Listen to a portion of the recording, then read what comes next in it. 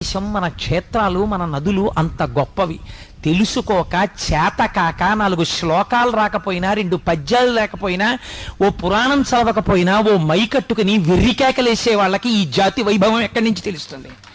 చదివితే తెలుస్తుంది. నీకు రామాయణంలో ఒక శ్లోకం చదవడం వచ్చా? నీకు రామాయణంలో ఒక శ్లోకానికి అర్థం చెప్పడం వచ్చా? నీకు ఓం త్రయంబకం యజామహే సుగంధిం పుష్టివర్ధనం అనడం వచ్చా? నీకు చేత కాదు. నువ్వు నా జాతిని నా మతాన్ని విమర్శించగలిగిన మొనగాడివా? మైక్లో ఎక్కడి నుంచి వచ్చింది నీకు ఈ కలేజా? మన చేతకానితనం.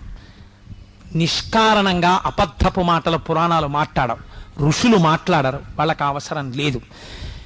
నిరూపింపబడ్డాయి, అనవసరపు విషయాలు ప్రస్తావన చేసిన వాళ్ళు లేరు. రామదాసు గారు విమానంలో వెళ్ళిపోతే భద్రాచల క్షేత్రం వచ్చింది.